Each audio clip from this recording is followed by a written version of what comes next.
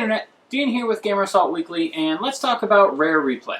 Okay, so I'll start by explaining what this is. See, Rare, who is most famous for their work with Nintendo in creating games like GoldenEye, Banjo-Kazooie, and Donkey Kong Country, took only one of those franchises and created a collection of 28 great games, and 2 you'd rather forget, and put them together in a giant collection. So altogether, you get 30 games with 10,000 possible Gamerscore points to earn, and a lot of bonus content and extras. Now, I won't talk about each of the 30 games individually, because this is more about the bundle as a whole, and not each of the individual games.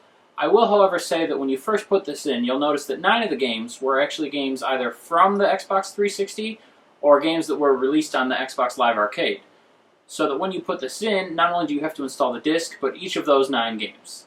So when you first put this in, plan on spending a little bit of extra time doing that. It's not too terribly long, but it's something you should plan for.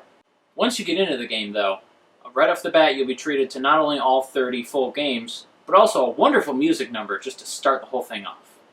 And actually right there is the first point I want to talk about. You do get all 30 games in their full versions right away. It's not like other collections that have come out, like Sonic's Ultimate Genesis Collection, where you have to play older titles to unlock some of the other rarer or newer titles. You get everything. Also, Rare went above and beyond, and instead of just giving you the 30 games, which was still more than enough to ask for, they took a cue from their old partners at Nintendo and created little things called snapshots, which are actually small challenges centered around each of the older games, where you have to compete either against the clock or just try and stay alive and do certain challenges or missions within the game. So it adds a bit of challenge, but also gives you a way to kind of learn the older games that you might not otherwise play. And while you're doing this, you not only unlock achievements, but you get little stamps on bonus cards that, as you fill, unlock the bonus content. And the bonus content in this game is actually worthwhile. You'll unlock development diaries, interviews with Rare employees, concept sketches for not only some of the games that came out, but also ones that didn't, as well as additional information about canceled or just rejected game ideas. You'll get a music gallery, just a lot of different things that really add to the overall experience and give you a bit more than just the games themselves would have. I will also say that I haven't necessarily unlocked all of these things yet, because some of the older games like Jetpack are infuriatingly difficult, but at least it makes it fun while I try and fail.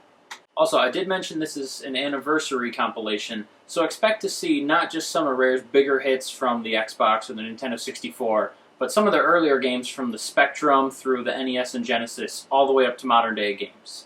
So while you will get hits like Cameo and Banjo-Kazooie, Conker's Bad Fur Day, Viva Pinata, you also get a lot of older games like Slalom, RC Pro-Am, Snake Rattle and Roll, and a lot of classics that you might not even know are out there, but are still very good games nonetheless. One thing that may disappoint you, but is definitely worth noting, is that some games, for obvious reasons, mostly licensing, are not going to be in this compilation. For example, none of the Nintendo licensed franchises like Donkey Kong Country, Diddy Kong Racing, or any of those are going to make it on this disc.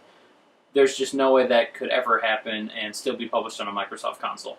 Likewise, GoldenEye for 64 is not on here because, as one would imagine, the licensing for that, to have that just rebranded and reprinted on a new console nonetheless, would just be an utter nightmare for Rare. And while they have so many other games to dip from, it doesn't make sense to put all the effort and money into obtaining that one. They did, however, include its spiritual successor, Perfect Dark, which in my opinion is the better game and has a lot more features, longer story mode, better multiplayer, so you still get a lot for your money here. And speaking of multiplayer, Rare was very good in that they tried to preserve the multiplayer functionality of all the games in this collection, so anything that had local split screen before still will, and anything that had any sort of online multiplayer will still work on the Xbox One via Xbox Live. So if you have an extra $30 burning a hole in your pocket and a bunch of time to kill before the major AAA titles come out in September and October, there's no better way to spend it than this game. Essentially, you end up with Rare's greatest hits for only $30, which is roughly $1 a game, and for that price you can even forgive the fact that Nuts and Bolts and Perfect Dark Zero are on here.